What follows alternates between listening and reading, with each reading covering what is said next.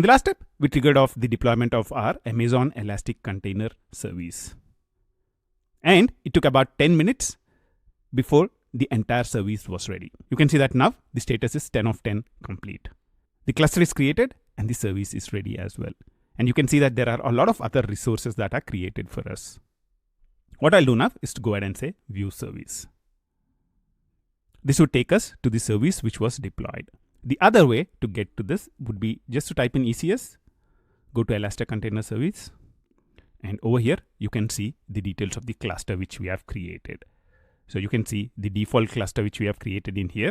We are making use of Fargate. So let's go ahead and say default. And this would also take you to the cluster. And inside the cluster, you can see all the details in here. You can see an overview of all the things that are part of the cluster in here. You can see that we have 2 Fargate tasks which are running. You can see that we have 1 active service. Let's look at the details of this service in here. So this is where we have a service running, the sample app service which we have created. If you want to deploy more microservices, you can go ahead and create new services in here. For now, let's look at the details of the service which we have created. The service name is sample app service. You can see that the status is active. You can see that the service is associated with a specific task definition. And we would want 2 tasks of that running. And currently there are 2 tasks running. We are using a launch type of Fargate. When we are creating this service, we said we would want to create a load balancer. Where is the load balancer created? Let's quickly explore that. I'll go to EC2. That's where you can look at load balancers, virtual servers in the cloud. We have 1 load balancer which is running. You can see that this is created by ECS. You can see ECS in the name in here. And you can get the URL of the load balancer from here. So this is the DNS name which this is the DNS name which I'm going to copy. So let's copy this and I'll open up a new tab and run that URL. You can see that our Amazon ECS sample app is running behind that specific load balancer. So the service has also created a load balancer for us. Let's go back to the service. I'm going back to ECS, Elastic Container Service. And let's go to the default cluster. And this is the service which we are talking about right now.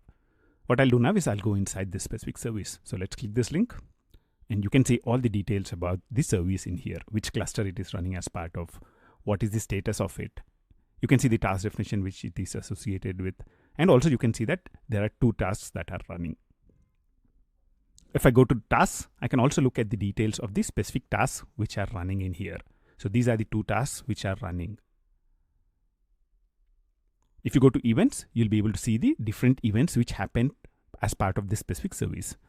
When we started the service up, we said we would want 2 tasks. And it took a little while before the tasks were ready and the deployment was completed. And once that is done, the sample app service has reached a steady state. If you'd want, you can also configure auto scaling. You can increase the number of tasks and decrease the number of tasks based on the load which is coming in. You can also look at the metrics in here. You can see the CPU utilization, memory utilization for this specific service. And you can also look at the logs. You can go to logs and look at the different logs for different tasks that are running as part of this specific service. So if you want to look at the logs of the different tasks which are running, you can look at them directly in the ECS console. Now, to understand the need for a service, let's do a small activity. What I'll do is I'll go to tasks and I'll pick up one of the tasks which is present in here. Let's pick this task up and I would say stop. So what I'm doing is I'm killing a task which is running as part of our service. Let's stop this. So our task is now stopped. Let's see what would happen. Let's give it a couple of minutes. In the task, if I go to stopped status right now, you'd see that there is one task which is status running right now, but the desired status is stopped. You can see that within a little while, this last status is now changing to deprovisioning. So this task is now being killed by the service. And if you go to running, you would also see another task that is launched up and it's running as well. To understand this further, let's go to events. I'll go back to services, pick up our service and go to the events in here. So what we said is we would want to kill one of the tasks.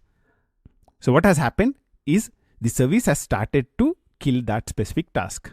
So it started draining connections on that specific task. And what we said earlier is that we would want 2 tasks to be always running. So the service recognizes that right now only one active task is ready. And that's why it starts up a new task. It's starting up a new task and the task is ready. So it's adding in and finally it reached the steady state. So you can see that as soon as I killed a task, the service is able to recognize it and launch up a new task so that it can satisfy the requirement of having 2 tasks running always. So the goal of a service is to ensure that the desired number of tasks are always running. So if you have a microservices architecture and you'd want to deploy a number of microservices, that's where you would go for container orchestration. And a AWS specific container orchestration solution is Amazon ECS. And what we have done is we made use of it in a serverless way. We made use of Fargate and we were able to run a ECS service. As part of our service definition, we said we would want 2 tasks to be running always. And the service would ensure that 2 instances of that specific task are always running. If I would want to add a new microservice, if I would want to deploy a new microservice to the cluster, I can go and create a new service. So I can create a task definition, I can define the number of tasks, create a service, and deploy it to the cluster. In this step, we got a quick demo of using ECS in a serverless way.